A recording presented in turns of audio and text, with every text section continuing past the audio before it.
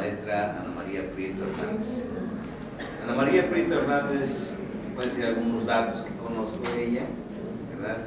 Desde luego es una figura en el tema. Sus experiencias, al menos las que conozco, que me vienen a la mente en tiempo inmediato, ella fue docente de la Universidad Pedagógica Nacional de Ajusco, de parte central, desde luego desempeñándose además de la academia, la investigación, diseño curricular, nuevos programas, creó varios programas novedosos que hoy tiene la universidad. Se jubiló y se ha dedicado a esta parte que tiene que ver con la competencia docente y en los últimos años, con más razón, en lo que tiene que ver en los ambientes virtuales, ¿sí? Ha dirigido proyectos muy importantes para el país. Uno de ellos es el de programa de formación para docentes de educación media superior, que atendió a miles y miles de maestros en el país en un programa en línea, ¿sí? Una especialidad de competencias docentes que desde luego llevó a los maestros a transitar, prepararse en el tema de las competencias.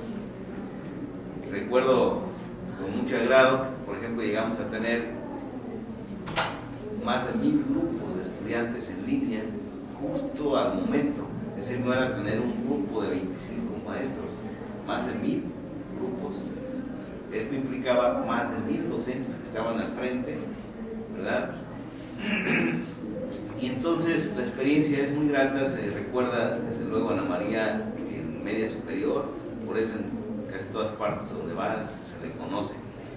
Pero también se tiene la virtud, enorme virtud, de que casi todas las universidades públicas de este país, sus equipos que iniciaron proyectos de educación en línea, pasaron por un programa, justamente un programa de formación de tutores, formación de diseñadores, de aquellos que iban a iniciar proyectos de educación en línea en las universidades que hoy las tienen, ¿sí?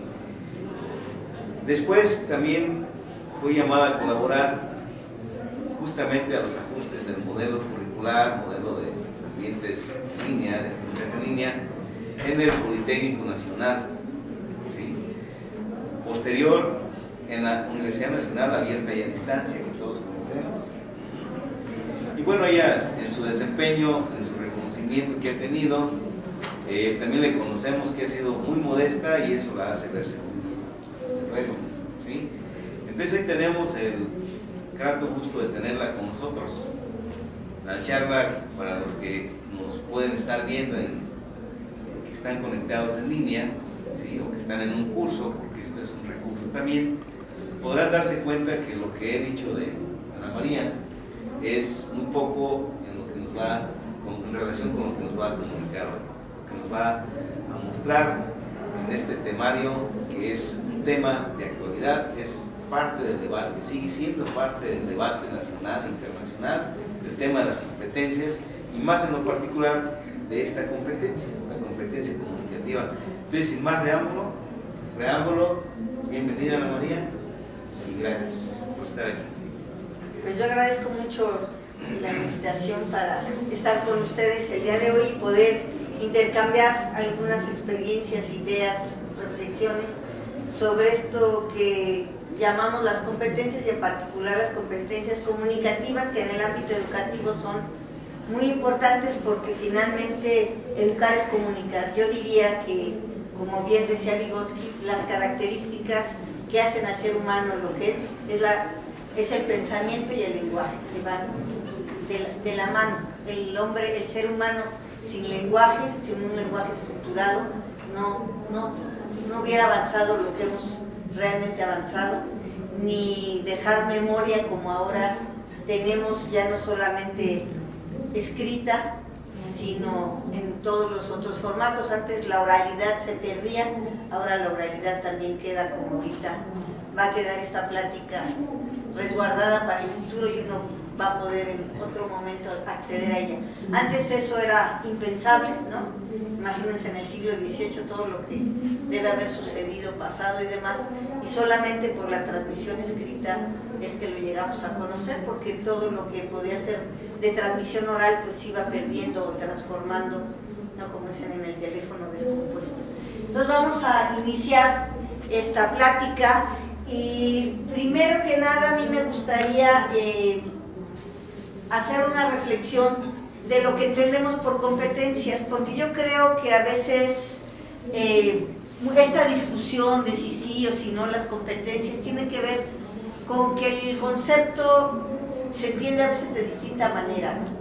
Y tiene esto una relación con, si entiendo yo competencia como las capacidades humanas en una confluencia, es decir, como la conjunción de actitudes, habilidades, destrezas, conocimientos que pongo en juego para resolver algo, y en ese sentido soy más competente, es decir, más capaz, con mayores posibilidades, o la competencia malsana, yo digo sí malsana, de competir, es decir, de tener que sobajar a otro o de estar en permanente situación de ver quién es mejor, quién llega primero, y lo cual propicia el individualismo y no la colaboración. El otro término de ser competentes pues sería como buscar efectivamente ser cada vez más humanos, más capaces como seres humanos. Esto es lo que a veces no termina de comprenderse, porque además estamos en un modelo neoliberal en donde lo que se busca es el individualismo de ver quién es mejor y quién acumula más en todos los sentidos, ¿no? Más tortigonos en el ambiente académico para ganar la beca y que el otro no la gane, yo ganar un nivel más alto, etcétera. O sea, siempre está cruzado por esta cultura que hoy en día desafortunadamente nos ha invadido, que tiene que ver con quién es mejor y no que como humanidad seamos mejores y más capaces en términos de desarrollarnos y volvernos más humanos. Entonces, por eso sí quise empezar un poco con esta cuestión de definir las competencias desde esta perspectiva holística, tampoco reducida a una visión funcionalista de competencias de orden laboral, no únicamente, sino de una perspectiva que viene de un paradigma mucho más integral y complejo, como sería una visión de las competencias que conjuga efectivamente todos estos ámbitos del desarrollo humano, ¿no? Para saber conocer, hacer, convivir, sobre todo, y ser, que me parece una de las más importantes, ¿no? Lo que va a propiciar la transformación, que bueno, la palabra transformación, yo por eso puse transformación y cambio.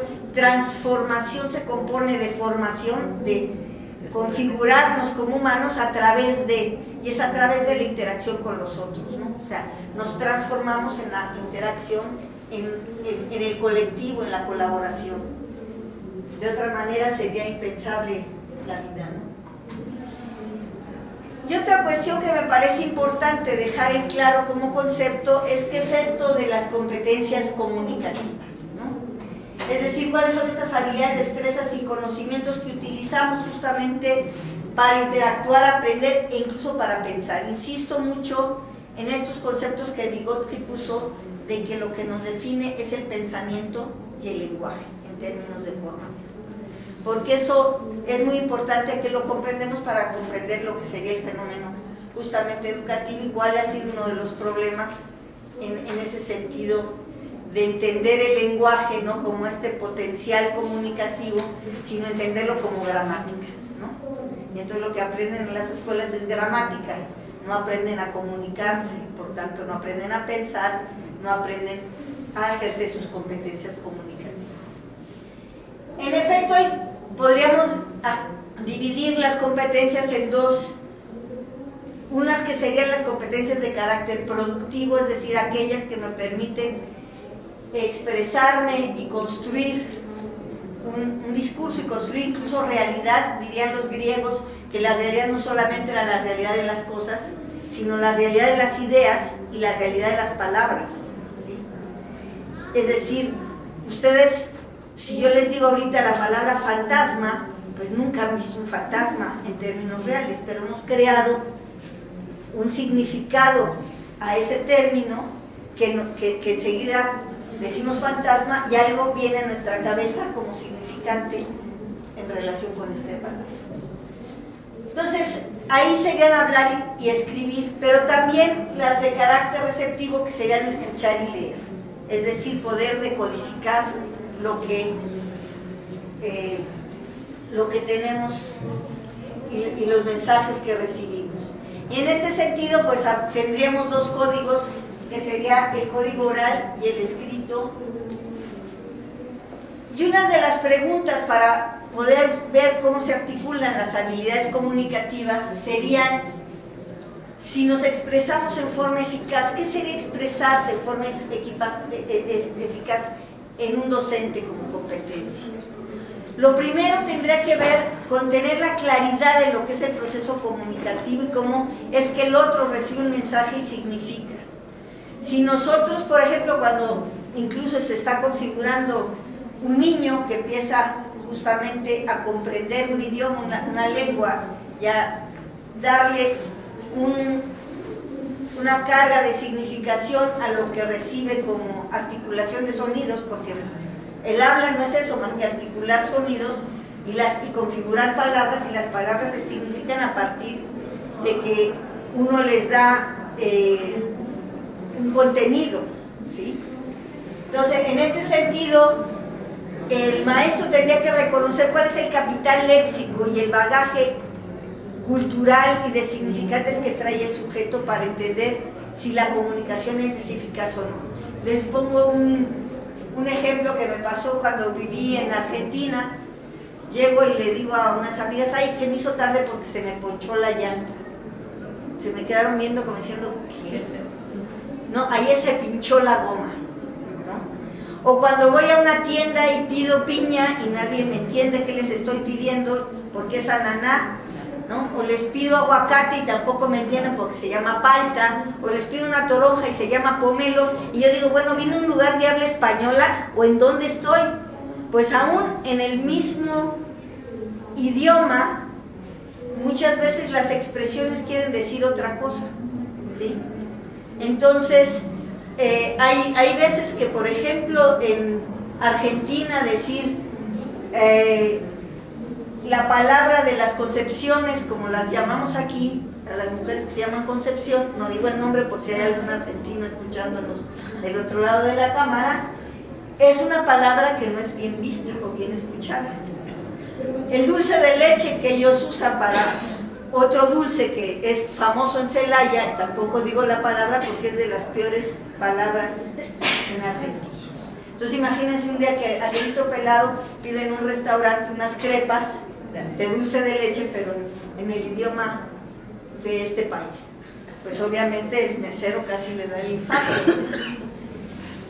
Entonces, hablar tiene que ver con un contexto léxico y con un capital de significaciones que se ha configurado en ese contexto.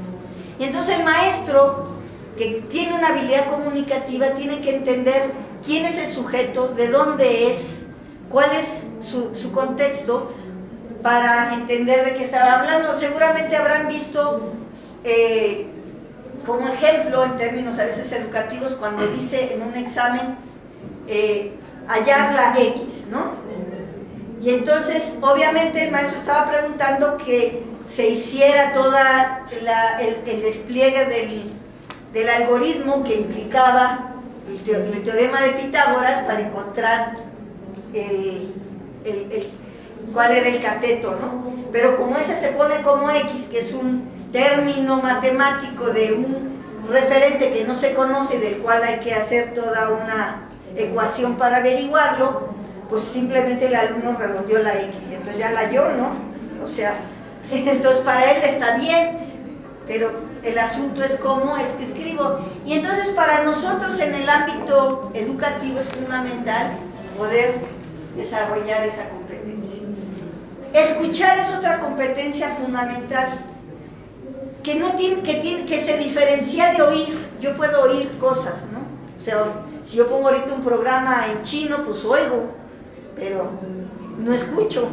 porque de oír a escuchar, pues tiene que uno ver si yo manejo la misma lengua, si aunque maneje la misma lengua, tengo esos referentes de lo que me están hablando y tengo, por decirlo, configurado ese capital léxico de lo que me están diciendo, ¿no? Imagínense que un día en un proyecto que estuve que se llamó SEC 21, yo hacía los videos para el área de historia, nos tocó ir a la Sierra Mije, por cierto aquí trabajamos en una escuela muy linda que se llamaba La Huerta, bueno se llama, supongo que existe, y recuerdo que estábamos viendo un video de la Revolución Francesa, que ahí es donde uno se pregunta a quién le hablo y qué le digo, ¿no?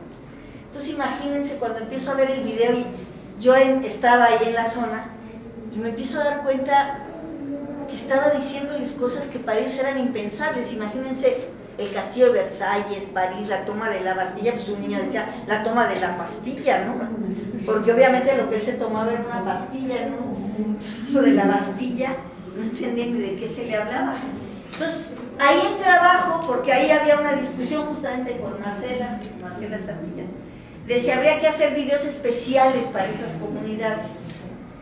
Y a mí no estoy muy de acuerdo yo con esa idea, sino más bien lo que tiene el maestro que hacer es una mediación que implica poder transportar y ayudar y mediar y acompañar al sujeto en la construcción de esos nuevos referentes y en el enriquecimiento de ese capital léxico, de tal suerte que cuando yo les hable de eso ellos puedan entender, ya sea que entonces lo enriquezca, como fue el caso, que por fortuna teníamos los videos, a través de imágenes, ¿sí? Y entonces que pudieran ellos entender qué era eso de lo que se les estaba hablando, o qué era eso de la revolución industrial, qué implicaba eso de una fábrica, cuando ellos en su contexto pues no tenían efectivamente esos referentes, ¿no? Entonces uno habla desde el lugar en que le toca estar y no se da cuenta si el otro que está entendiendo en su cabeza, o es como el Maciosare, que pues mucha gente piensa que era el nombre del extraño enemigo, ¿no? Porque pues eso de Maciosare, osare, la palabra osar no es una palabra de uso común, ¿no? O cuando yo me acuerdo que venía, le decía a mi mamá, oye, ¿cuál es la canción del camión? Me dice, ¿cuál camión? Sí, ese que ruge, mamá, porque era el sonoro rugir del camión para mí, porque yo el que oía rugir era el camión que pasaba por mi calle, el cañón ni lo conocía. A partir de ahí mi mamá me fue a llevar estaba en la Ciudad de México, al Museo de las Intervenciones, donde hay unos cañones, para que entendiera yo lo que era un cañón, ¿no?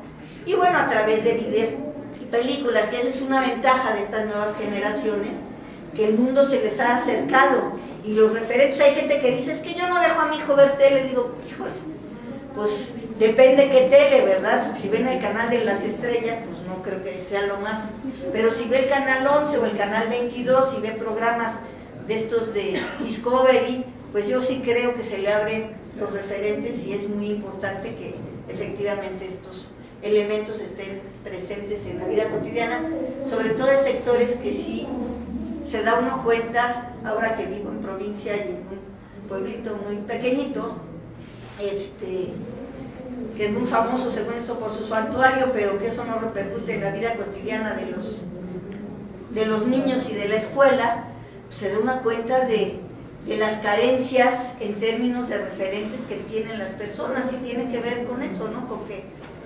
están metidos en un contexto muy limitado de referentes, y las sociedades, aunque decimos en los ámbitos, ¿no? Y hacemos proyectos, a mí me da mucha tristeza que realmente cuando uno va a las comunidades y vive ahí, cotidianamente se da cuenta que esto no cruza.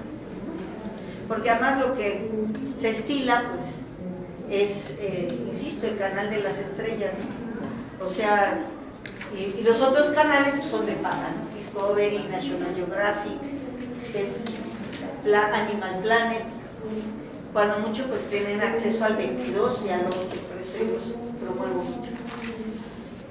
Y bueno, no digamos el leer y escribir, que el leer y escribir son procesos efectivamente mucho más complejos, de un orden más complejo, porque requieren un código, ¿no? Como que el habla es el código se configura casi de manera, pues no espontánea, porque no somos de generación espontánea, sino podríamos decir en la interacción cotidiana, desde que somos pequeños y la mamá nos va articulando palabras y vamos configurando el lenguaje, y entonces pareciera ser pues que es algo natural, ¿no? Hablar.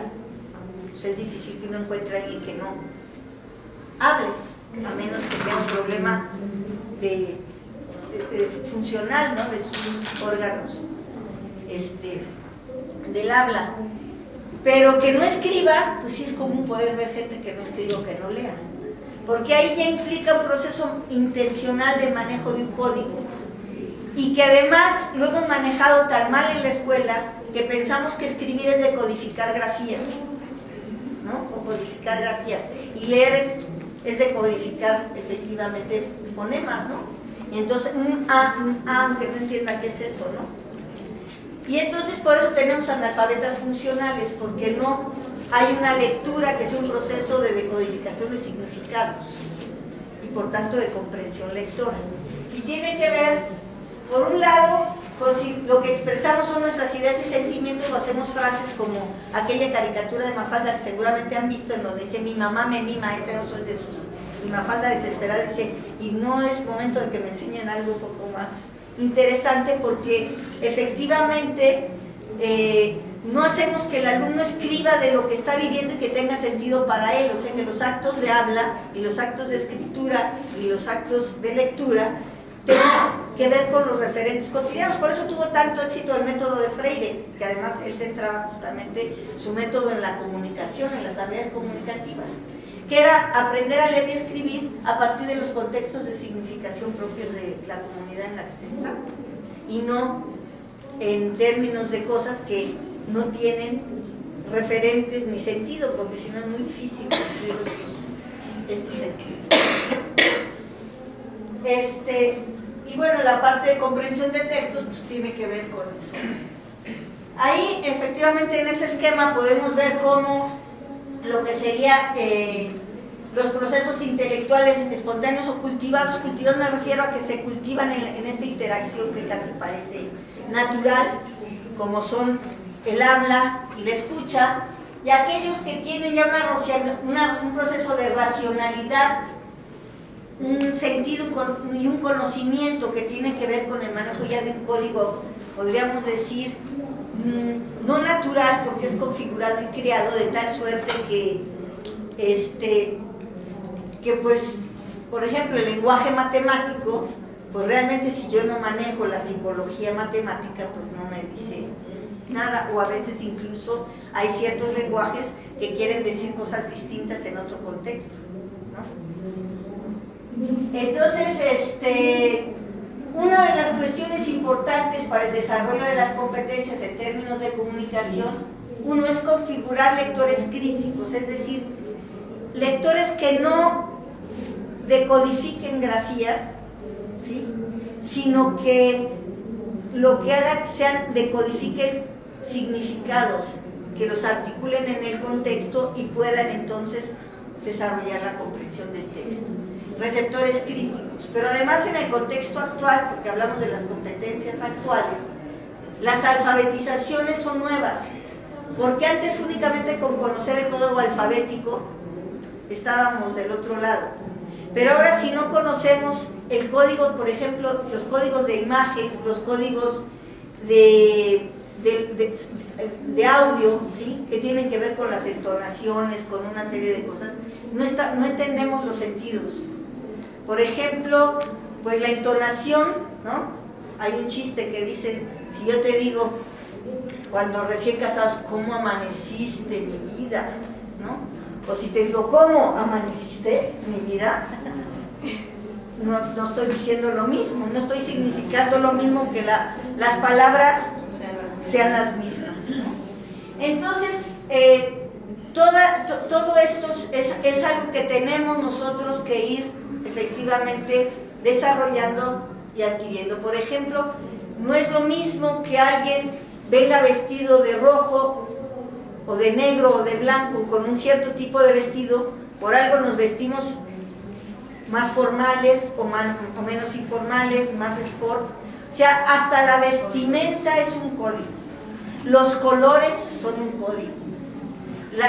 Las formas, diría un autor que a mí me gusta mucho en un libro que se llama La Sociedad Cortesana, para leer el contexto, hasta dónde se posiciona, qué gente va a la derecha, qué gente va a la izquierda, por ejemplo, o en una mesa, en quién está al centro. Generalmente se le da la jerarquía mayor, se ubica en el centro, no lo ubicamos en un lado, eso por algo se hace, o quién está en la cabecera en una mesa, o aquello de la lectura de los ámbitos áulicos, cuando uno estaba a la tarima, ¿no?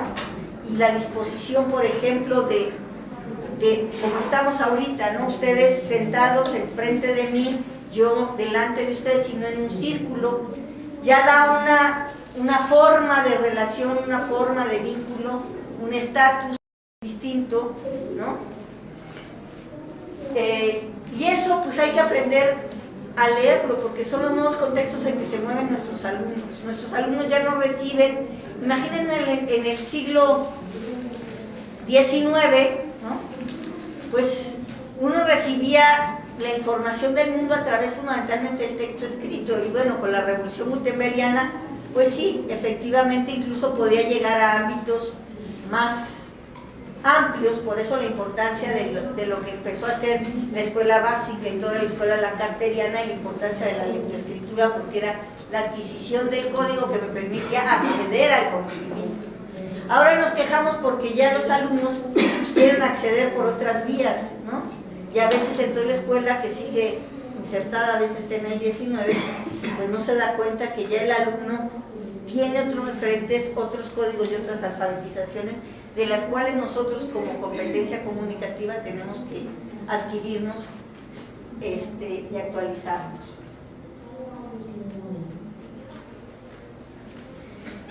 Para lo cual sí es muy importante tener claro qué es esto que llamamos comunicación, qué son estos elementos comunicativos. Como vamos a ver, antes que nada la comunicación se da en los procesos de interacción. Entonces estas escuelas en donde cállate, no hablas con tu compañero, siéntate, ¿no? O sea, ¿cómo vamos a desarrollar habilidades comunicativas así en el solipsismo, en el silencio y en la soledad? Y como diría una compañera junto con José Guadalupe Esmeralda, viéndoles la nuca al otro, ¿no? En lugar de interactuarnos, de vernos cara a cara, porque parte del lenguaje pues es las expresiones, ¿no? Corporales, la mímica, etcétera, ¿no? Entonces, que implica la influencia mutua entre los participantes. Imagínense un niño pequeño que no aprendiera a través de la interacción con la madre, con el contexto, con los que están alrededor. Por eso los niños, generalmente los que venimos después, que no somos los mayores, no es que seamos más inteligentes, aprendemos más rápido a veces a hablar cosas. ¿Por qué? Porque estamos influidos por los otros que nos hablan, que se comunican, con los que jugamos, y entonces esto nos va apoyando. Y la escuela hace todo lo contrario, ¿no? O sea, la escuela no te deja interactuar, tú tienes que estar solo, tienes que estar en silencio, tienes que estar callado.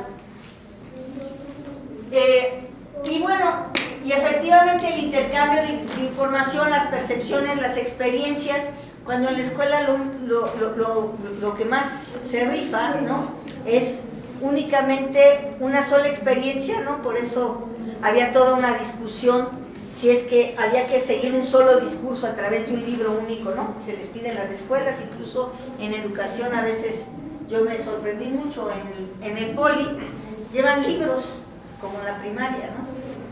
Y entonces yo digo, ¿cómo, no solamente por economía, pedirle un libro a un estudiante y no tener libros en el aula, libros, no un libro, sino libros, en donde los alumnos puedan, a ver, tú ve qué dice en este libro, tú lee qué dice en este, pues resulta que aquí dice diferente de acá, a ver, ¿por qué pensamos que diga distinto? Aquí qué enfatizó, o desde qué punto de vista lo está enfocando este otro autor. No, todos seguimos como caballitos, el mismo texto, el mismo libro, la misma visión, ¿no? Y bueno, finalmente los códigos para comunicarnos, que son estos elementos que combinamos a partir de ciertas reglas, los podríamos clasificar básicamente en tres. Los de tipo lingüístico, que son los que más conocemos, pero los paralingüísticos, que son la kinésica y la proxémica, que muchas veces tienen mucha influencia e impacto en los sujetos, pero no se verbalizan, porque es un lenguaje no verbal, como son las expresiones corporales. Por ejemplo, muchas veces yo he visto maestros que hablan a un alumno que no le y hace así, ¿no? O sea, sí, no necesitó decir nada para decirle mucho, ¿no? Entonces, efectivamente, este tipo de lenguajes son muy importantes. Y luego están los extralingüísticos, que tienen que ver efectivamente con lo que les decía hace un rato, ¿no? La disposición de los espacios, los colores, la vestimenta, ciertas formas, ¿no? Tienen que ver con un lenguaje extralingüístico en donde, por ejemplo, uno a veces no entiende en este pueblo que les comento. Por ejemplo, el pueblo está bastante pobre en términos, me refiero, de sus calles, todas son pues, de terracería, las casas muy humildes, de tabicón ni siquiera repellado, a medio acabar, etcétera. Pero eso sí, los 15 años, son los 15 años, o sea, el traje de princesa que les debe haber costado el ojo de la cara, ese no puede faltar, porque entonces, ¿no? Y la fiesta del pueblo, ¿no? Sí, exacto, quedamos mal con el pueblo y nos pueden criticar, o sea, hay toda una serie que si uno no es del lugar, no comprende, ¿no? Dice, ¿cómo es posible que no inviertan esto en otra cosa? Bueno, porque partimos de códigos y de jerarquías diferentes que entran en choque efectivamente. O sea, es como entender el ritual hindú frente al ritual católico o el ritual judío frente al ritual musulmán. Pues no tiene nada que ver, ¿no? O sea, ¿cómo es que se están hincando y están así o están frente a una pared, ¿no? Dice uno, bueno, por lo menos en el católico pareciera que estamos frente a otro sujeto que está enfrente, que es un sacerdote por lo menos, ¿no? Con una pared, pero uno no lo entendería, pero los otros no entenderían que nosotros le demos la categoría de ser supremo, por ejemplo, a un sacerdote, a un papa, ¿no? O a una imagen, como serían los que no le tienen respeto, por decirlo de alguna manera, a las imágenes o santos o demás, porque no creen en este tipo, lo que se llamaría son iconoclastas en este sentido, ¿no?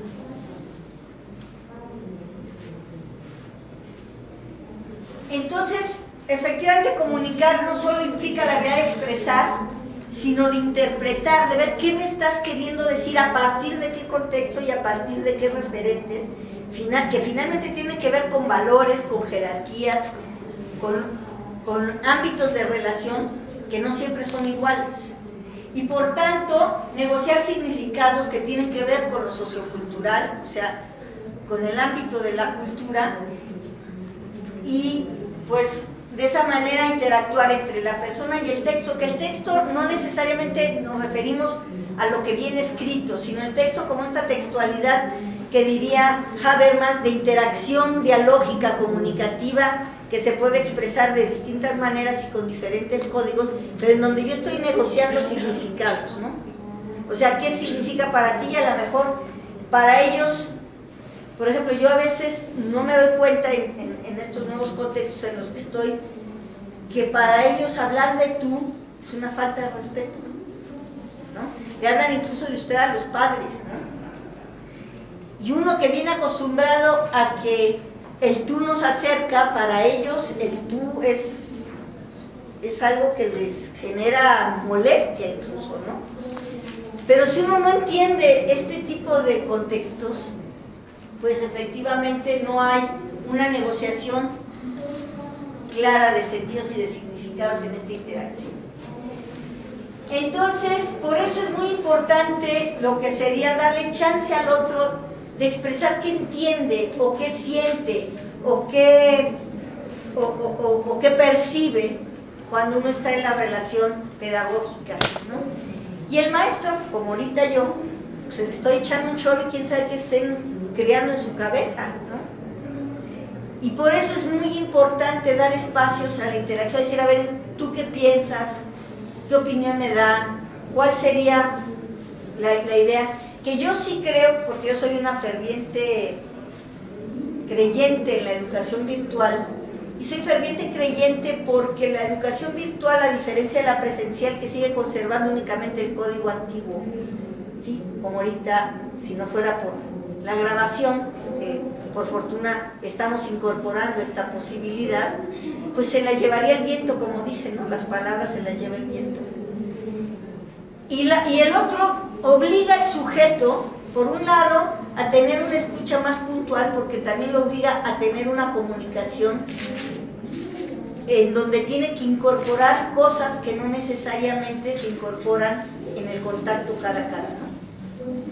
Decían los estudiantes cuando empezábamos con esto, es que me cuesta más trabajo porque tengo todo que escribirlo, pero a la larga se daban cuenta de que desarrollaban su capacidad de empezar a expresarse por escrito y empezar a comunicarse.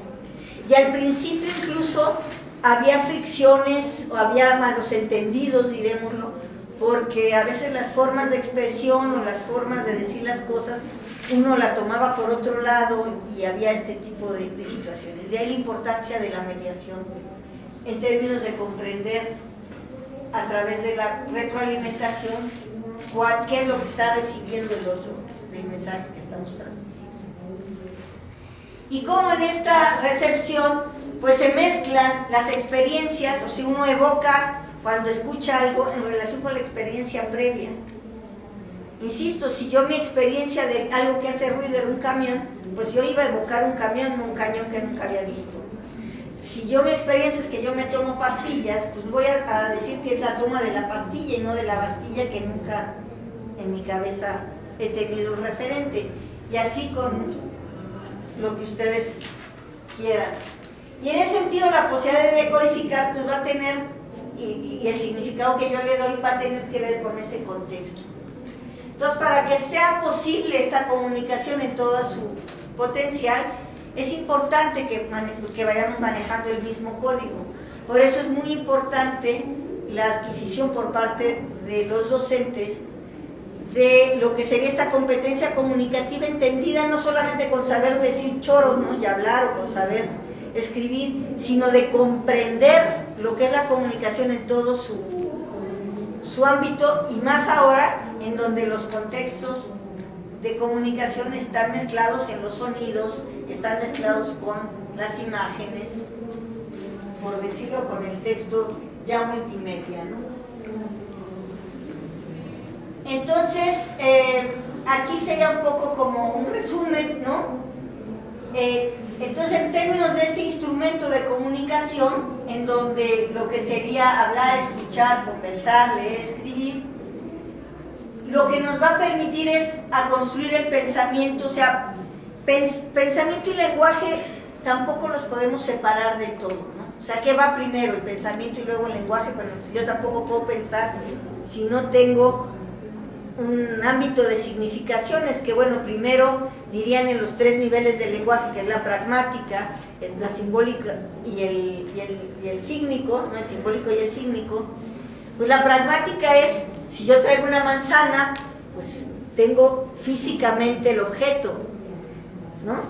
El simbólico sería que yo empiezo a hacer un dibujo de la manzana y guarda cualidades de lo real, pero no es ya lo real, ¿no? Porque aunque nos digan nuestros políticos que ya se acabó la pobreza, pues esta no se ha acabado.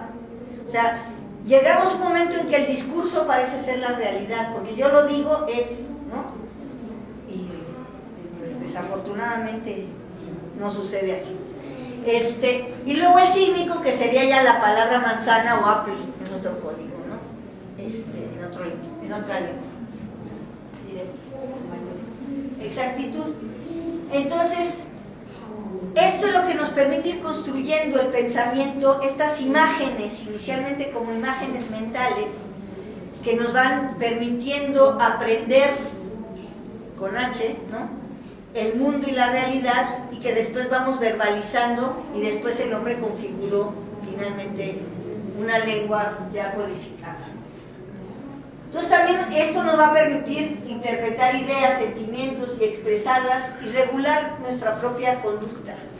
El lenguaje también nos permite ese diálogo interno que seguramente todos tenemos, decir, no hombre, no seas tonto, pues, ¿cómo hiciste esto? No, pues ten más calma, etc. Lo hacemos siempre a través de un lenguaje interiorizado que se va expresando. Entonces, vamos a ver cómo efectivamente las competencias comunicativas serían, en un sentido ya más preciso, esta capacidad de expresión, de escuchar y de interpretar, o sea, de interpelar al mundo, y mezclado con este esfuerzo por darnos a entender y comprender al otro. O sea, la comprensión también es muy importante, no solamente la comprensión lectora, sino yo diría la comprensión humana, que nos llevaría a una educación para la paz, ¿no? Que tiene que ver con, a ver, tú me estás diciendo eso, ¿por qué me lo estás diciendo? ¿A partir de qué me lo estás diciendo? ¿Qué es lo que a ti te pasa, ¿no? Para poder ver cuál es la distancia y poder encontrar y negociar, como lo vimos en la diapositiva anterior, esos significados, ¿no? Entonces, por tanto, no se reduce al manejo instrumental del lenguaje, que es lo que tenemos como problema en las escuelas. O sea, en vez de hacer el uso funcional de la lengua, hacemos un uso instrumental, pero además del lenguaje ya en términos de las reglas, ¿no? Lo que nos enseñan son las reglas gramaticales, por lo menos cuando yo era niña. Ahora hay otro enfoque en las escuelas, que yo esperaría que realmente estuviera funcionando, eso lo vamos a ver realmente cuando los alumnos lleguen a los niveles superiores y veamos si en efecto hay mayor comprensión lectora y mayor capacidad de decodificar sentidos, ¿no?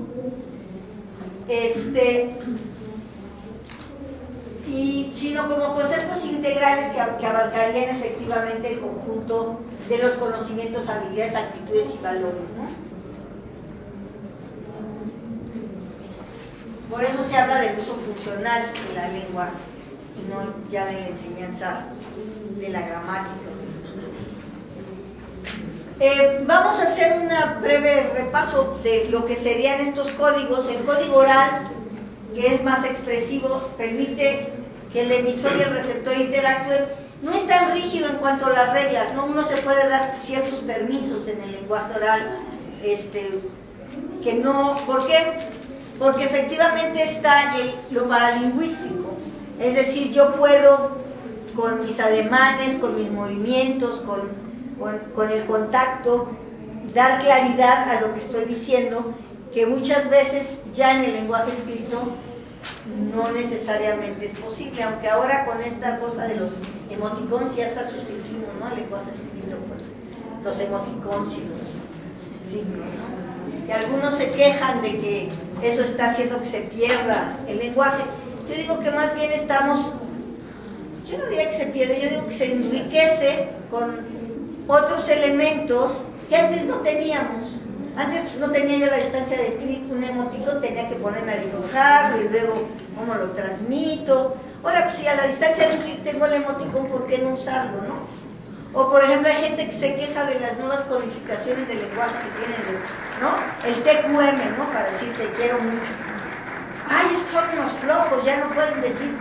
Bueno, es otra forma más críptica, la mejor, pero que efectivamente funciona en términos de que va configurando estas nuevas sociedades y estas nuevas articulaciones, y más bien los que ya somos más grandes tendríamos que ir aprendiendo estos nuevos códigos, estas nuevas formas. Yo la primera vez que vi TQM yo dije, esto es lo que quiere decir, ¿no?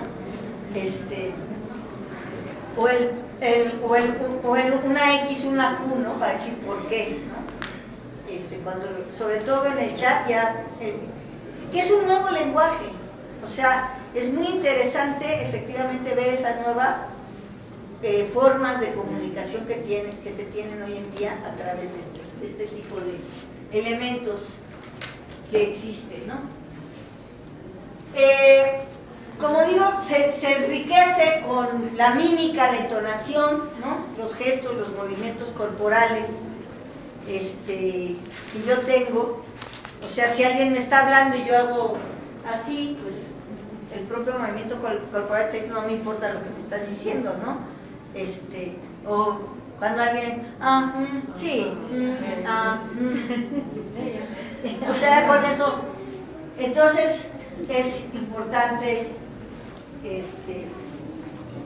bueno, ahí obviamente el canal de transmisión son las ondas sonoras, ya sean no solamente a través de los órganos de articulación humanos, sino lo que serían los mensajes televisivos, la radio, ¿no? Y no hay una preparación, es muy espontáneo el lenguaje oral, ¿no? Solamente cuando pues, uno va a dar una plática, pues sí, más o menos articula una cierta guía de qué va a decir, cómo lo va a decir, aunque luego ya en la interacción se den nuevas cuestiones, ¿no? El código escrito, ahí no es necesario la interacción cara a cara. Insisto, en el oral ya tampoco es necesaria porque ya hay medios por los cuales uno puede interactuar, como son los videochats, por ejemplo, o ahora el FaceTime en el teléfono.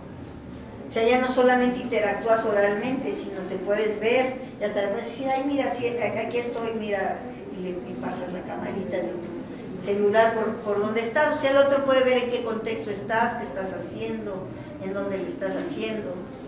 Cosa que antes no se podía. Entonces eso efectivamente, sí, ¿no? Uno cuando, yo me acuerdo cuando estaba en la de competencias, si estaba visible, pues sí ponía el videochat, si no porque pues sí luego los compañeros a esos de las 3 de la mañana te hablan para decirte, bueno, me hablaban obviamente por el Skype, para decirme que no entendían tal cosa, y bueno, yo venía en pijama con los pelos parados y me iba a poner el video. Pero insisto, cada vez las posibilidades comunicativas, por eso la importancia de enriquecer nuestras competencias comunicativas, porque cada vez tenemos más elementos que han enriquecido esto y que los estamos utilizando, ¿sí? O sea, no los estamos realmente aprovechando. Entonces el lenguaje escrito exige una elaboración obviamente más cuidadosa, un respeto a ciertas normas, la sintaxis, pero no solamente el lenguaje escrito, yo diría que hay una sintaxis también en las imágenes, o sea, el que estudia cine no estudia cine porque no nada más se trata de agarrar una cámara y pasarla así. Él nos podrá decir, el que nos está apoyando en la grabación, que hay cuadros, hay enfoques, hay perspectivas, que uno con esa intención comunica también, ¿no? Si yo quiero estimar al que estoy filmando, pues muy probablemente lo tome en una perspectiva en contrapicada, se llama, ¿no? Si lo quiero hacer más pequeño, muy probablemente lo ponga en picada. Y hay veces que no nos damos cuenta de los encuadres. Los políticos lo saben usar perfectamente. Un mitin en donde obviamente hacen un cuadro cerrado, en un cuadro amplio, abierto, entonces dicen, estaba llena la plaza. Bueno, pues sí, se ve todo hacinado, pero era un cuadrito de 10 por 10, ¿no? La toma. Si hago una toma abierta, pues se iba a ver vacío todo lo demás. Entonces, saber manejar la cámara, no, aquí no hago una toma abierta porque se va a ver que está vacío, aquí hago una toma cerrada. Eso pues tiene que ver con ese manejo de estas reglas, ¿vale? Ya me voy rápido. Bueno, les dejo yo la presentación para que podamos efectivamente pasar a la interacción. Estarían los códigos, bueno, ahí ven efectivamente un código paralingüístico, ¿no? La expresión del otro frente a lo que le está diciendo, y bueno, la expresión de lo propio que no creo que le esté diciendo, mi amor, te quiero mucho, ¿verdad? Están los extralingüísticos, y bueno, estas competencias que tienen que ver, obviamente, para el procesamiento de la información, o sea, las competencias comunicativas no solamente son receptivas, sino decíamos de ahí que la idea como maestros es crear realmente un pensamiento crítico, un pensamiento sistemático, ¿no? Que les ayude a tomar decisiones, y poder efectivamente lograr la construcción del conocimiento y la metacognición a través del procesamiento. Entonces, procesar la información en términos de comunicación implica considerar todas estas variables que hemos visto, ¿no? Pues con esto, bueno, hay muchos retos que tiene el maestro, y como líder del cambio educativo, pues él tiene que plantear estos retos y estas propuestas, ¿no? Y cuáles serían las competencias. Aquí lo van a poder luego revisar con más calma. Espero que se suba la presentación para que lo puedan ver con calma. ¿Cuáles serían estas competencias comunicativas de hoy? Que implican la búsqueda de referentes, o sea, de ampliar el capital léxico a través de buscar la información, de obtenerla. Ahí los niveles de competencia que uno podría estar buscando, de ordenarla y organizarla, tanto en la mente como en términos de esquemas de clasificación y comunicación, evaluar la información que recibimos, que era lo que les decía, bueno, de dónde viene, quién la emite, cuál es la intención, crear información y comunicarla, ¿no? Sería con lo que pues se acabaría esta presentación, ¿no? Y que usemos efectivamente, más que el netbook, usemos la cabeza, ¿no? Que es fundamental. Ok, gracias. Entramos bueno, pues un aplauso.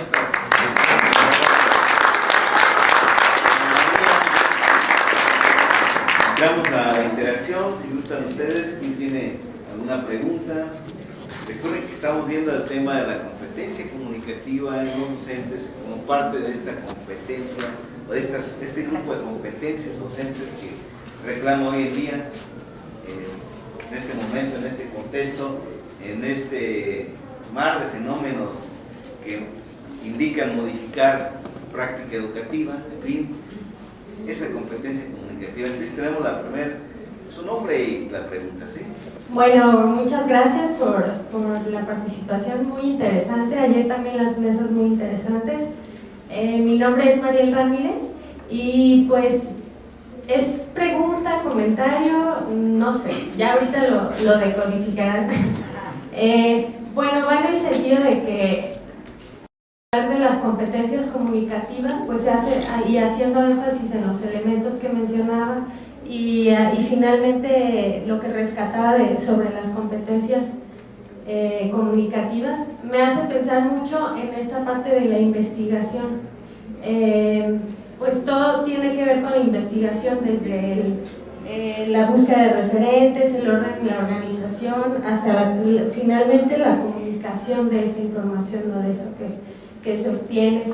Y ayer también, ligándolo un poco con las mesas de ayer, se hablaba de la polisemia de las competencias y del sentido a veces positivo y negativo, o las críticas que se le podrían hacer a las competencias como tal, porque como usted comenzaba comentando, que a veces se le da un sentido de que pues competir con el otro, rivalizar, y pareciera pues que a veces hay como un desliz hacia esta parte de las competencias funcionales, y que se hiciera más énfasis, o en las aulas como que permeara más esta parte negativa y no se rescatara como esta otra parte pues positiva que tiene que ver con la creatividad, con la creación de saberes, con esta relación dialógica que comentaba también al principio de su participación. Entonces pues me hacía como unir estas dos partes. Y ese es como mi comentario. No sé qué podría decirnos al respecto, que pudiera como puntualizar más al respecto. Gracias. Sí, escuchamos otras dos, ¿les parece bien? Y ya, en conjunto, ¿quién más quiere? Adelante. Cuando participa, sí, cuando ha participado, o los expertos han participado en foros, en mesas, donde se están tomando decisiones precisamente acerca del modelo educativo, acerca de las estrategias que tienen que seguirse, ¿qué tan recalcitrantes o qué tan flexibles son precisamente en atender y aplicar estas propuestas, porque parece que aunque hay el conocimiento de cómo deben mejorarse las cosas, el cambio viene a una velocidad, no sé, caracol, lentísimo. ¿Cómo se reciben esas ideas y cómo se venden, entre comillas, estas ideas, no solo en estos espacios, a nivel de donde se toman las decisiones políticas que impulsan estos cambios? Gracias. ¿Alguien más? Muy bien, adelante, Piri. Gracias. Hola, ¿qué tal? Buenos días. Escuchando su exposición, a mí me llama mucho la atención el tema y creo que es de suma relevancia, particularmente para quienes trabajamos en las universidades, porque el próximo ciclo escolar pues ingresará la primera generación de nativos digitales. Y estos nativos digitales pues precisamente pues se comunican todo el tiempo a través de medios digitales.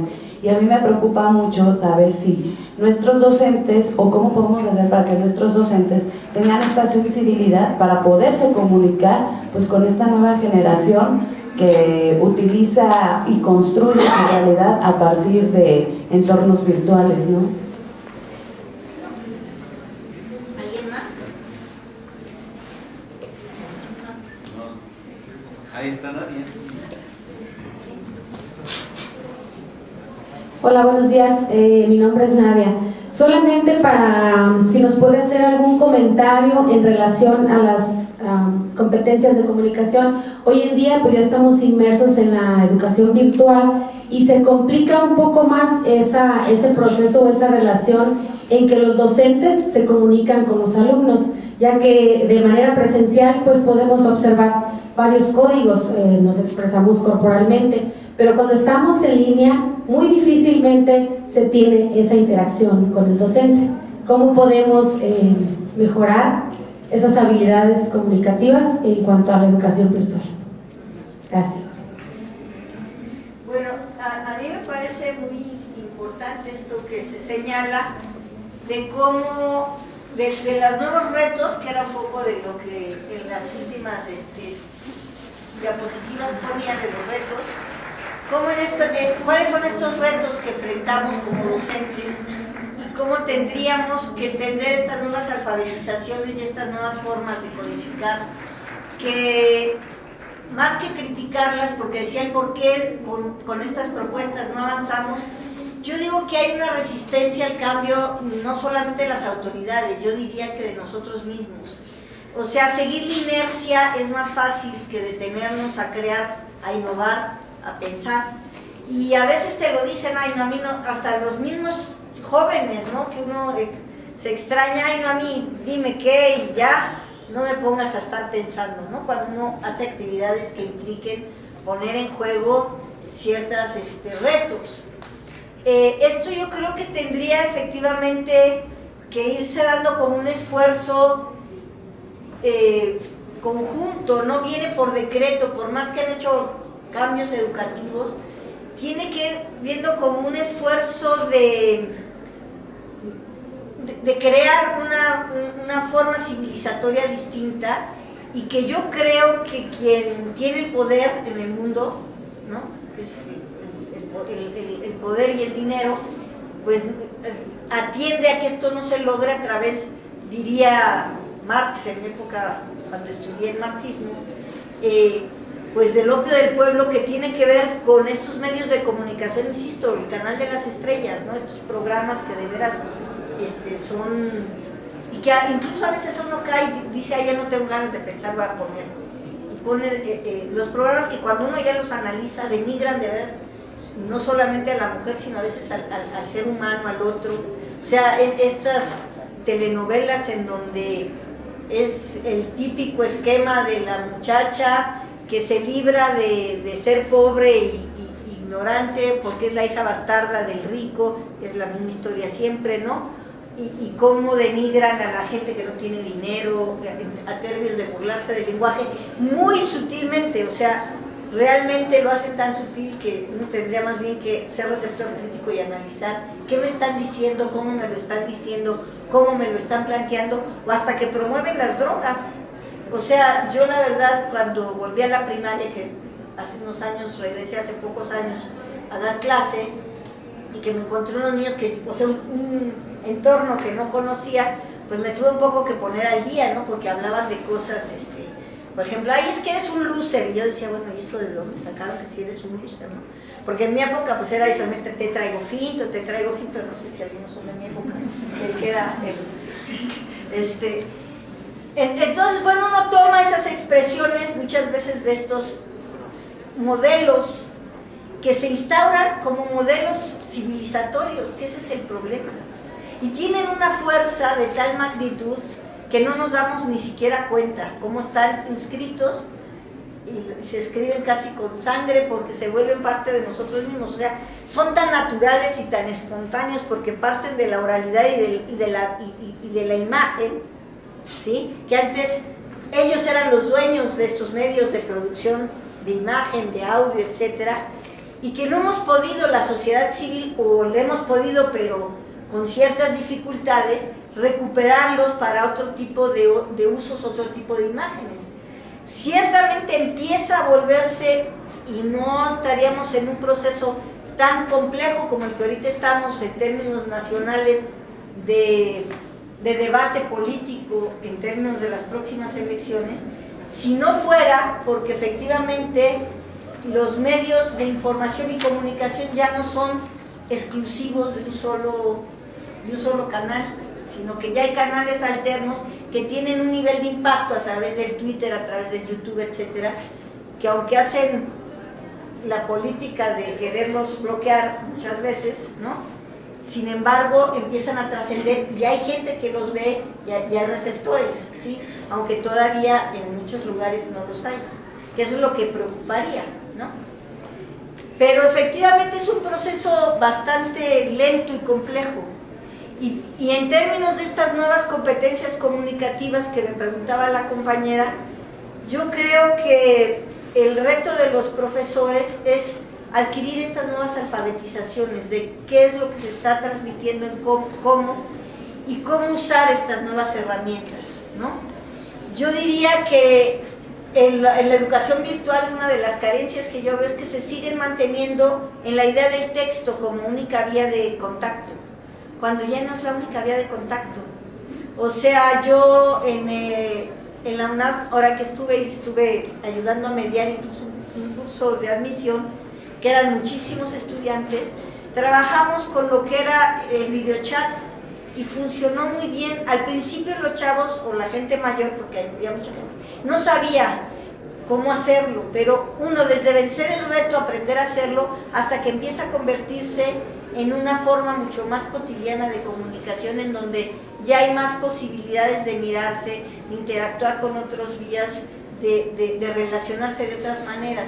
Y yo les puedo decir en mi experiencia en la especialización en competencias docentes, que se generaron niveles de relación de gente que nunca he visto físicamente, pero que son entrañables en términos de la relación virtual, y que se da una cosa muy chistosa, que no sé si a ustedes les haya pasado como experiencia, en donde también la cara a cara tiene un doble filo, o te inhibe o te permite expresarte, pero la virtualidad, por ejemplo, en un trabajo que hice con jóvenes, les permite expresar cosas, o incluso las identidades a través de avatars, cosas de problemas que están viviendo sin develar necesariamente su intimidad. O sea, develan su intimidad, pero sin develarse a sí mismos, ¿no? No sé si me explico. Porque finalmente la imagen a lo mejor no es él, sino es un personaje, pero en donde entonces se pueden discutir cosas muy delicadas, problemas muy delicados, de manera, podríamos decir, anónima y virtual. Esto el maestro lo podría realmente explotar de una manera muy rica, pero efectivamente tendríamos que vencer esas resistencias y esa idea falsa de que es que todo tiene que ser bajo los parámetros en que a nosotros nos formaron, ¿no? Entonces todo tiene que guiarse por el texto escrito, por el examen escrito, o sea, yo por ejemplo cuando les dije, ¿por qué vamos a evaluar en la plataforma con un examen y no evaluamos a través de productos en donde ellos, por ejemplo, hicieron una campaña publicitaria, ¿no? y entonces hacían sus clips de video, hacían sus spots de radio. ¿Por qué no evaluar eso que integra la capacidad de comunicar y codificar de manera creativa? Y no, había una resistencia, como bien dices, ¿no?, a hacer estos cambios, aunque pudiera, cuando les mostraban los productos, reconocían la riqueza que había en ellos. Pero los argumentos pues son muchas veces, según esto, económicos, pero tiene que ver también con una, yo diría, flojera social, yo sí lo diría así, de tomarse la molestia y el tiempo de buscar otras nuevas formas, ¿no? Y entonces el estatus de confort pues nos gana, ¿no? Queremos seguir haciendo lo mismo. No, a mí no me pongas a pensar, no me pongas a mí dime qué hay que hacer y yo lo hago, ¿no? O sea, queremos seguir recibiendo órdenes, por eso también tenemos los gobernantes que tenemos, los criticamos en los memes y yo me pregunto, bueno, ¿y qué hemos hecho para que no estén ahí? Nos roban a diestra y siniestra, lo sabemos perfectamente, y yo me pregunto, ¿qué hacemos para que no nos asalten en despoblado? A lo mejor algunos estados, como es el caso de pues es gente con mucho más conciencia y claro, pero entonces les crean la fama de rigosos, ¿no? Estado rigoso, ¿no? Oaxaca, Michoacán, ¿no? Y entonces sí, los sonorenses, esos no son rigosos, pero qué tal de narcos, ¿no? Entonces, esa es una situación complicada. Adelante, maestro. Sí, nada más en complemento a lo que dice la maestra y un poquito la invitación, ¿no? Como dice la compañía, ya no sé si es comentario o pregunta. Yo creo en esa alfabetización que usted señala, no es nada más lo digital, no es nada más lo virtual, es un reconsiderar otra vez lo que es ético y lo que no es, y un llamado a ser valerosos, a ser valientes, en confrontar a la juventud, a los muchachos, a los que pasan por las aulas, con que existe esa otra cara de la moneda, no nada más la que nos venden los medios de comunicación masivos. Por ejemplo, yo vi una serie que, bueno, a mí me gustó, que se llama Merlí en Netflix, si tienen chance de verla en su celular, tienen acceso a esta cosa que se llama Netflix, o a que alguien les brinde acceso. Es que el problema es que todas estas cosas, pues el capitalismo las ha vuelto de paga, y si no, no tienes acceso, ¿no? Pero es una serie muy interesante de un profesor de filosofía que justamente crea unas formas de relación y de vínculo pedagógico bastante interesantes. Bueno, si les parece bien, concluimos aquí con un fuerte aplauso.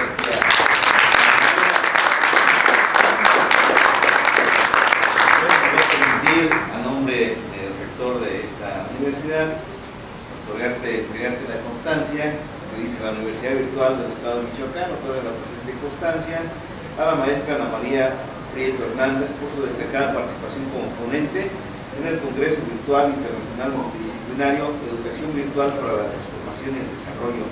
Firma el doctor Alejandro Bustos Aguilar. Enhorabuena, muchas gracias. Gracias.